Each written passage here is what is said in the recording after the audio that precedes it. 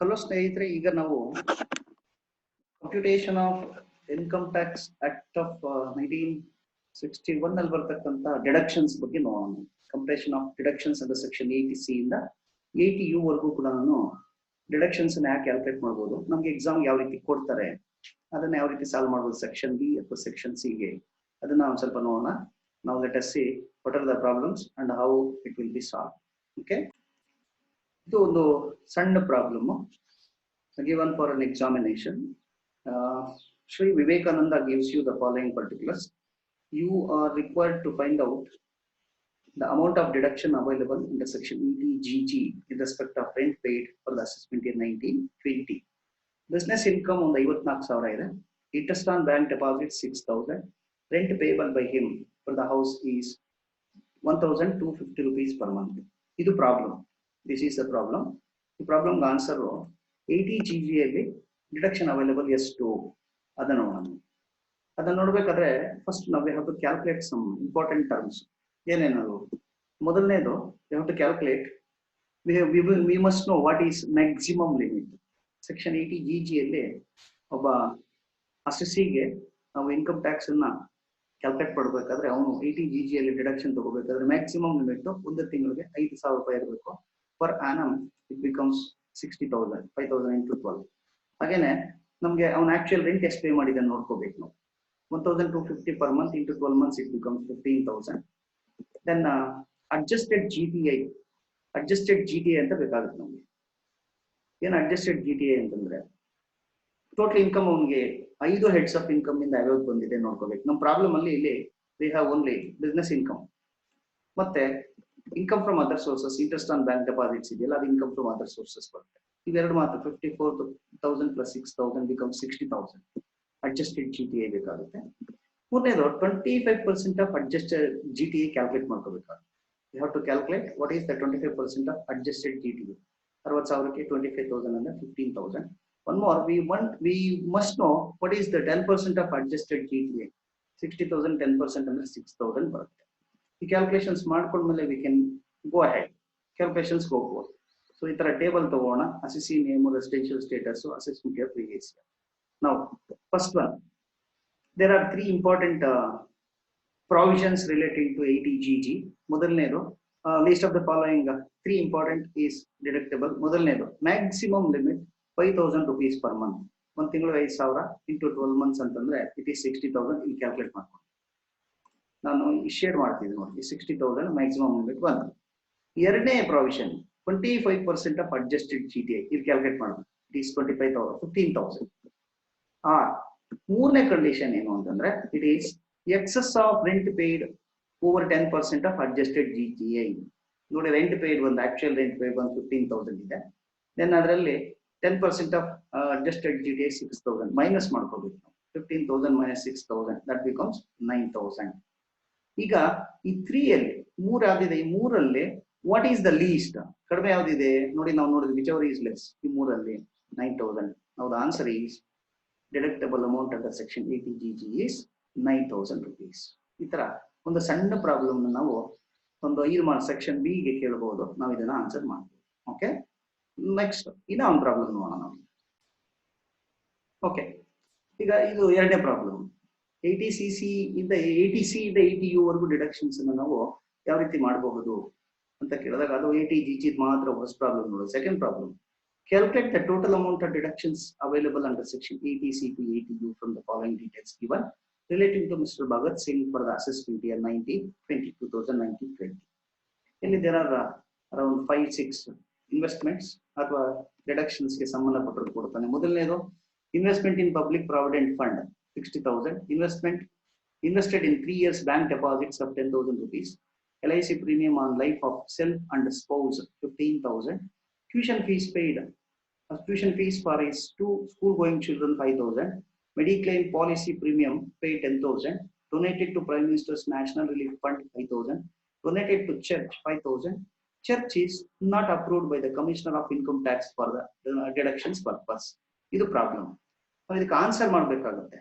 Answer ಮಾಡಬೇಕಾದ್ರೆ how it is. Again take the heading solutions ಅಂತ ತಗೋಣ. ಅಸೆಸಿ ನೇಮು, ಅವನು residential status, assessment year, previous year. Heading ಏನ್ ಕೇಳಿದೆ ನನ್ನ ಬರೆಯೋಣ. Calculation of amount of deductions available under section 80C to 80U.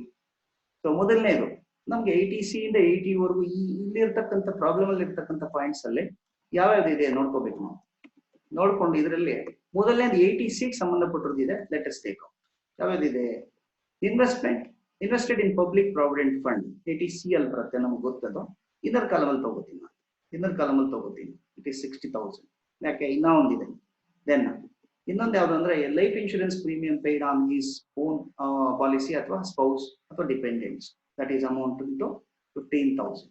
ಮೂರನೇದು tuition fees for 2 children. ನಾವು income tax ಅಲ್ಲಿ ಡಿಡಕ್ಷನ್ಸ್ ಕೊಡ್ಬೇಕಾದ್ರೆ tuition fees for assisted 2 children is available as deduction. 80C ಅಲ್ಲಿ 5,000 ಕಟ್ಟಿದ್ದಾನೆ. Okay, allowed. Next ಅಷ್ಟೇ 80C ಅಲ್ಲಿ ಇಷ್ಟೇ ಇರೋದು. ಈಗ ಮೂರು ಅಮೌಂಟ್, ಈ ಮೂರು ಅಮೌಂಟ್ ನಾವು ಟೋಟಲ್ ಮಾಡಿದ್ರೆ ಇಟ್ ಶುಡ್ ನಾಟ್ ಎಕ್ಸೀಡ್ 1,50,000. ನಮ್ಗೆ ಮ್ಯಾಕ್ಸಿಮಮ್ ಲಿಮಿಟ್ 1,50,000 ಇದೆ. ಇದನ್ನ ಟೋಟಲ್ ಮಾಡಿದ್ರೆ ನಮ್ಗೆ we will get more than less than 1,50,000, 80,000 ಬರುತ್ತೆ. ಪೂರ್ತಿ ಡಿಡಕ್ಷನ್ಸ್ ಕೊಡಬಹುದು. ನೆಕ್ಸ್ಟ್ ಇನ್ನೊಂದು ಸೆಕ್ಷನ್ ಇದೆ 80D ಸಂಬಂಧಪಟ್ಟಿರೋದು. ಯಾವುದು ಅಂತಂದ್ರೆ is mediclaim policy. Mediclaim policy 80D ಬರುತ್ತೆ, ತಗೊಳ್ಳಿ. ಮೆಡಿಕ್ಲೈಮ್ ಪಾಲಿಸಿ ಪ್ರೀಮಿಯಂ ಪೇಯ್ಡ್ ಎಷ್ಟು ಅಮೌಂಟ್ 10,000. 80D ಅಲ್ಲಿ ಬರುತ್ತೆ, ಅದು ಒಂದೇ ಒಂದು ಅಮೌಂಟ್ ಇದೆ. Take it in outer column direct ಆಗಿ. ನೆಕ್ಸ್ಟ್ ಬಂದ್ಬಿಟ್ಟು ನಮ್ಗೆ 80G ಸಂಬಂಧಪಟ್ಟಿರೋದು. ಯಾವ್ದು 80G ಸಂಬಂಧಪಟ್ಟಿರೋದು ಅಂತಂದ್ರೆ it is donation paid to prime minister's national relief fund and donation to church ಅಂತಿದೆ. Prime minister's national relief fund ಗೆ ಡೊನೇಷನ್ಸ್ ಕೊಟ್ರೆ 100% ಎಲಿಜಿಬಲ್ ಆಗುತ್ತೆ. ಅದನ್ನ ನಾವು ಅಮೌಂಟ್ ಕಾಲಮ್ ಅಲ್ಲಿ ತಗೋಣ, ಔಟರ್ ಕಾಲಮ್ ತಗೊಂಡ್ಬಿಟ್ಟೆ. ಯಾಕೆ ಅಂತಂದ್ರೆ there is donation paid to church, ಅಲ್ಲೇ ಕೊಡ್ತಾನೆ. Church is not approved by commissioner of income tax for deduction purpose. Income tax central government ಅಥವಾ RBI ಇನ್ಕಮ್ ಟ್ಯಾಕ್ಸ್ ಪರ್ಪಸ್ಗೆ ನೋಟಿಫೈ ಮಾಡಿದ್ರೆ ಮಾತ್ರ ಅಂತ ಡೊನೇಷನ್ಸ್ ನಾವು ಎಲಿಜಿಬಲ್ ಡೊನೇಷನ್ಸ್ ಅಂತ ಕರಿತೀವಿ. So we can give deductions under section 80G. ಇಲ್ಲಿ ಈಗ ಚರ್ಚ್ ಕೊಡೋಂಗಿಲ್ಲ, ಅದಕ್ಕೋಸ್ಕರ ಕೊಡ್ತೀವಿ ಅಷ್ಟೇ. ಈಗ ಒಂದಿದೆ ಇಲ್ಲಿ release second one point B. Invested in 3 years bank deposit 10,000 ಅಂತಿದೆ. ಇದನ್ನು ನಾವು ತಗೊಳಕ್ ಬರೋದಿಲ್ಲ, ಡಿಡಕ್ಷನ್ಸ್ ಅಲ್ಲಿ ಬರೋದಿಲ್ಲ. So that's all. ಈಗ ಲಾಸ್ಟ್ ಕಾಲಮ್ ಅಲ್ಲಿ ಇವನ್ನ ಟೋಟಲ್ ಮಾಡಿ. So you get what is total deductions under section 80C to 80U. It is 95,000. So ಇದು ನಮ್ಮ ಪ್ರಾಬ್ಲಮ್ಗೆ ಆನ್ಸರ್. ಇಲ್ಲಿ ಒಂದು ನೋಟ್ ಬರ್ಕೋಬೇಕಾದ್ರೆ ನಾವು ಈ deductions in respect of 3 years bank deposit ಮತ್ತೆ donation in respect of church is not allowed. ಯಾಕೆ ಆ ಎರಡು ಪಾಯಿಂಟ್ಸ್ ಅನ್ನು ನಾವು ಕನ್ಸಿಡರ್ ಮಾಡಿಲ್ಲ ಅನ್ನೋದಕ್ಕೆ ಒಂದು ನೋಟ್ ಅನ್ನು ಬರ್ಕೊಂಡ್ರೆ ಓಕೆ. ಇದು ಸೆಕೆಂಡ್ ಪ್ರಾಬ್ಲಮ್ಗೆ ಒಂದು ಸಣ್ಣ answer. You should keep it in mind. So ಅರ್ಥ ಆಯ್ತು ಅನ್ಸುತ್ತೆ. ಇದೇ ತರ ಇನ್ನೊಂದು ಸಣ್ಣ ಪ್ರಾಬ್ಲಮ್ ನ ವಿಷಯ ಮೂವ್ ಆನ್. ಇನ್ನೊಂದು ಪ್ರಾಬ್ಲಮ್ ನ ನೋಡೋಣ.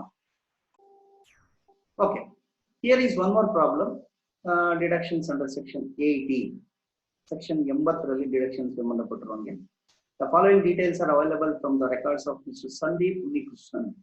Calculate the amount of deduction available under section 80C to 80U for the assessment year 1920.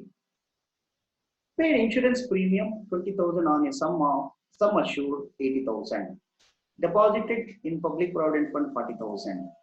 Then paid interest on educational loan taken for higher studies.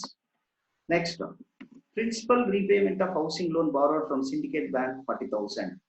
Next, medical insurance premium paid through check for a dependent father who is a senior citizen of 2,000 rupees, 20,000 rupees. ಇದು ಸಣ್ಣ problem.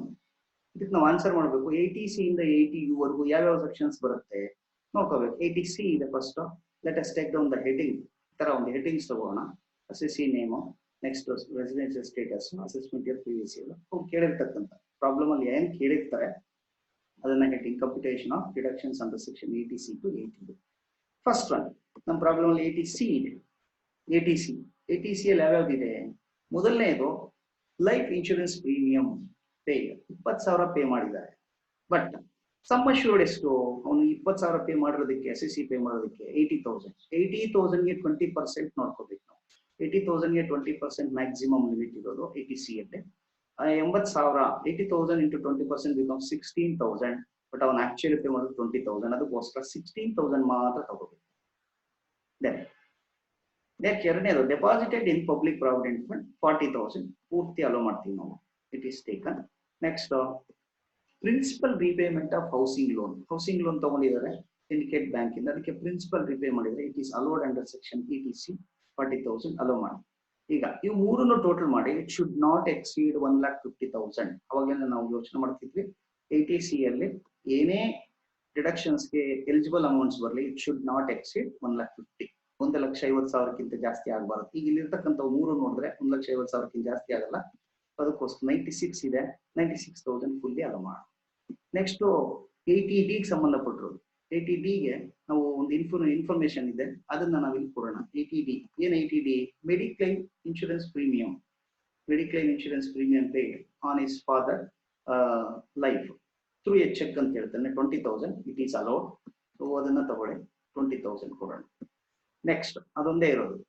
Next 80E ಸಂಬಂಧಪಟ್ಟಿರೋದು ಯಾವುದು ಅಂತಂದ್ರೆ educational loan ತಗೊಂಡೋದ್ರ ಮೇಲೆ interest pay ಮಾಡಿದ್ದಾನೆ. So it comes under 80E. Let us give interest on educational loan. Interest on educational loan ನಾವು amount deduction ಕೊಡಬಹುದು 10,000. ನಾವು ಮುಗೀತು, ಇಷ್ಟೇ ಇರ್ತಕ್ಕಂಥದ್ದು ಎಲ್ಲ ತಗೊಂಡಿದೀವಿ. ಈಗ 80C ಇಂದ 80 ವರೆಗೂ ಡಿಡಕ್ಷನ್ಸ್ ಎಷ್ಟು ಬರುತ್ತೆ ಲಾಸ್ಟ್ ಕಾಲಮ್ ಅಲ್ಲಿ ಇಲ್ಲಿ ಇಷ್ಟನ್ನು ಟೋಟಲ್ ಮಾಡ್ಕೊಳ್ಳಿ. Will get the answer. That is called total deductions under section 80C to 80U. ಈ ಪ್ರಾಬ್ಲಮ್ ಪ್ರಕಾರ ಈ ತರ ಸಣ್ಣದು ಎಕ್ಸಾಮ್ ಕೊಟ್ಟಿರ್ತಕ್ಕಂಥ ಪ್ರಾಬ್ಲಮ್ಸ್. ಎಕ್ಸಾಮ್ ಕೊಟ್ಟಿರ್ತಕ್ಕಂಥ ಪ್ರಾಬ್ಲಮ್ಸ್ ಅನ್ನ ನಾವು ಒಂದ್ ಸ್ವಲ್ಪ ಗಮನ ಕೊಟ್ರೆ ಆನ್ಸರ್ ಮಾಡಬಹುದು. ಸೆಕ್ಷನ್ B ಗೆ ಬರುತ್ತೆ. ಐ ಥಿಂಕ್ ನಿಮ್ಗೆಲ್ಲ ಅರ್ಥ ಆಗಿದೆ ಅಂತ ಅನ್ಸುತ್ತೆ. ಇದೇ ತರ ಸಮ್ಸ್ ಇನ್ನು ಕ್ವಶನ್ ಪೇಪರ್ಸ್ ಸಿಗ್ತವೆ. These are all from question papers.